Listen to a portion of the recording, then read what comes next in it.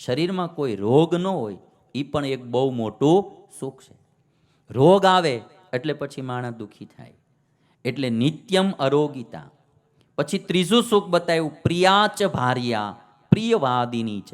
એને પ્રિય પત્ની હોય અને પ્રિય બોલનારી હોય, આવી પત્ની મળી હોય, એ ત્રીજું સુખ સંસારનું છે. પત્ની માટે પતિ, એ એને પ્રિય હોય અને પ્રિય બોલનારો હોય, એની માટે એ બંને હામે હામું આવે. આ બધા શાસ્ત્રો પુરુષોએ લખ્યા ને એટલે પત્નીનું લખ્યા. ટૂંકમાં વાત તમારે સમજી લેવી એમ. એટલે એમ કે પ્રિય પત્ની હોવી જોઈએ, પ્રિય બોલનારી હોવી જોઈએ, કારણ કે લખ્યા પુરુષોએ બધા. સમજાય તમને આ વાત? એમ લખ્યા પુરુષો એટલે એમ કે જો બેનોએ શાસ્ત્રો લખ્યા હોત તો એમ લખત કે પ્રિય પતિ પ્રિય બોલનારો. પ્રિય પતિ હોય ને પ્રિય બોલનારો હોય, એ સંસારનું સુખ બહુ હામું હામું જ હોય. એટલે આ વાત સમજી રાખવી આપણે. અને કે છે વશ્યશ્ચ પુત્ર, આજ્ઞાકારી પુત્ર, અર્થ કરી ચ વિદ્યા. અર્થ કરી એટલે સાર્થક થયેલી જેની પાસે વિદ્યા હોય. આ છ આ લોકના સુખ બતાવ્યા. ઘણા પાસે વિદ્યા હોય પણ અર્થ કરી ન હોય. અમારે એક સાધુ હતા તો એ હાર્મોનિયમ શીખતા હતા. ઘણા વર્ષ સુધી હાર્મોનિયમ મંગાવે, વળી પાછા કોઈ શિક્ષક પાસે જાય, પછી પાછા એને પગાર બગાર દેવાના. કોઈ દી ક્યાંય ધૂન કીર્તન ગાય નહીં. સમજાણું? કોઈ જગ્યાએ ધૂન કીર્તન ન ગાય, ક્યાંય કથામાં સત્સંગમાં મંદિરમાં ક્યાંય નહીં. એટલે પછી એના ગુરુ હતા ને એ મને કહેતા, મને કે આ જન્મમાં શીખશે, આવતા જન્મમાં વગાડશે. આ જન્મમાં શીખશે, આવતા જન્મમાં વગાડશે. એટલે વિદ્યા હોય પણ એ અર્થ કરી હોવી જોઈએ. ઘણા ભણ્યા હોય પણ એની કામમાં ન આવતું હોય કાંઈ. અમારા સાધુઓમાં બિચારા અમુક અમુક ભણ્યા ઘણું હોય પણ એવી રીતે ફિટ થઈ ગયા હોય અને એ ભણેલી વિદ્યા ક્યાંય કામમાં આવે નહીં. ભગવાનની દયા મારા ઉપર એટલી કહેવાય કે મારી સંસ્કૃત ભણેલી વિદ્યા દુનિયાને કામમાં ઘણી આવી. અર્થ કરી વિદ્યા થઈ. ઘણીવાર હોય વિદ્યા પણ કામમાં ન આવે. એ રીતનું બિચારાના સંજોગો ઊભા થઈ જાય. હું ઘણાનું જોયું છે મેં, કેવા સંજોગો ઊભા થાય, કોઈને એ વિદ્યા કામમાં આવે નહીં. અર્થ કરી વિદ્યા એ પણ માણસને સુખ દેનારી છે.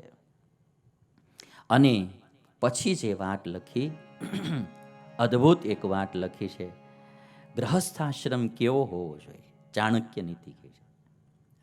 ગ્રહસ્થાશ્રમ એ ધન્ય, બાલસાઈ તમે એક સાંભળ્યું છે, ધન્યો ગ્રહસ્થાશ્રમ. ધન્યો ગ્રહસ્થાશ્રમ એ ચાણક્ય નીતિનો શ્લોક છે અને એનું અંતિમ પાદ છે ધન્યો ગ્રહસ્થાશ્રમ. ગ્રહસ્થ આશ્રમ ધન્ય છે. 4 આશ્રમ આવે ને, બ્રહ્મચર્યાશ્રમ, ગ્રહસ્થાશ્રમ, વાનપ્રસ્થાશ્રમ અને સંન્યાસાશ્રમ. એમાં ગ્રહસ્થ આશ્રમ છે એ ધન્ય છે. શું કરવા? કે બાકીના 3 આશ્રમમાં રહેનારા લોકોનું પોષણ કરનારા કોણ? ગ્રહસ્થ. એટલે ગ્રહસ્થાશ્રમ બધાનું પોષણ કરનારા. પણ એ ગ્રહસ્થાશ્રમ કેવો હોય તો ધન્ય, એની વાત અહીંયા બહુ સરસ ચાણક્ય બોલે છે. જો સાનંદમ સદનમ સુતાશ્ચ સુધાયઃ કાંતા પ્રિયાલાપિની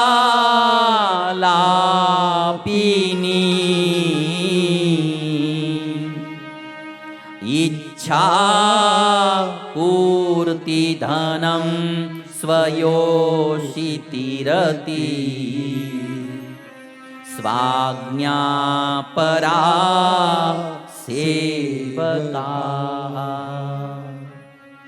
આતિથ્યમ શિવપૂજનમ પ્રતિદિનમ મિષ્ટાનપાનમ ગૃહે સાધો સંગમુપાસતે ચ સતતમ ધન્યો ગ્રહસ્થાશ્રમઃ ધન્યો ગ્રહસ્થાશ્રમ.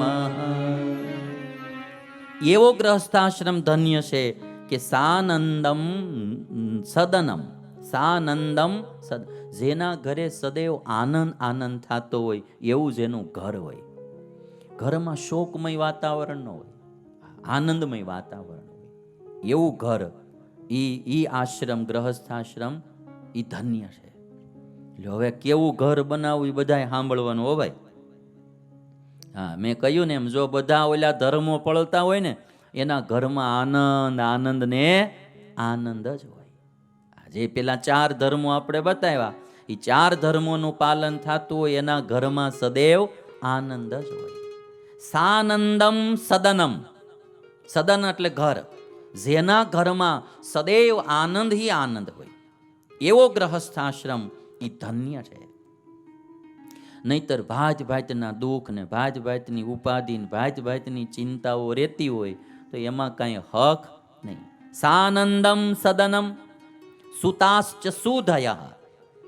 સુધયા એટલે બુદ્ધિશાળી છોકરાઓ હોય, થોડાક બુદ્ધિશાળી સારા ડાયા દીકરા હોય, સારી બુદ્ધિ જેને હોય, એટલે સદબુદ્ધિવાળા છોકરા હોય ટૂંકમાં. કાંતા પ્રિયાલાપિની, પત્ની પ્રિય બોલનારી હોય. ઈચ્છા પૂર્તિ ધનમ, પોતાની ઈચ્છાની પૂર્તિ થાય કે જરૂરિયાત પૂરી થાય એટલું ધન હોય. અને પોતાની પત્નીમાં જ જેને પ્રીતિ હોય. બીજાની પત્નીમાં પ્રીતિ હોય એટલે ત્યાં કોઈ દી દુઃખ આવ્યા વિના રે નહીં. પોતાની પત્નીમાં જેને પ્રીતિ હોય અને પોતાના સેવકો, પોતાના નોકર આદિ એની આજ્ઞા માનનારા હોય, હામું બોલનારા ન હોય. જ્યાં આતિથ્યનું પૂજન થતું હોય, અતિથિનું પૂજન થતું હોય, જ્યાં શિવ પૂજનમ એટલે ભગવાનની પૂજા થતી હોય, શિવની પૂજા થતી હોય. પ્રતિદિનમ મિષ્ટાન્ન પાનમ ગ્રહે, ખાધે પીધે સુખી હોય, સાધુનો સમાગમ થતો હોય. સાધો સંગમ ઉપાસતે. સાધો સંગમ ઉપાસતે, જ્યાં રોજ સત્સંગ થતો હોય જે ઘરમાં, એવો જે ગ્રહસ્થાશ્રમ એ ધન્ય છે. આવું કીધું.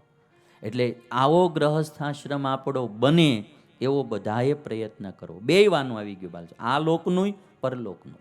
અતિથિનો સત્કાર, સંતોનો સંગ અને ભગવાનની પૂજા ભક્તિ થતી હોય એ આધ્યાત્મિક માર્ગ થયો. અને બધું જે સારું પેલું કહ્યું એ બધું આ લોકના સુખ માટેનું કહ્યું. આવો ગ્રહસ્થાશ્રમ એ ધન્ય છે. અને ચાણક્ય કે જેને પત્ની માથા ભારે મળી હોય, દુષ્ટા ભાર્યા શઠમ મિત્રમ. દુષ્ટા ભાર્યા, પત્ની માથા ભારે મળી હોય, મિત્ર બધા દુર્જન મળ્યા હોય, ભૃત્યશ્ચોત્તરદાયક, નોકરો બધા હામું બોલી જતા હોય, હામાં ઉત્તરો દઈ દેતા હોય. સસર્પે ચ ગ્રહે વાસો મૃત્યુરેવન સંશય. જેને પત્ની મોળી મળી હોય, મિત્રો મોળા મળ્યા હોય, નોકરો મોળા મળ્યા હોય તો ઈવડા એને મૃત્યુ સમાન આ જીવન થઈ જાય છે.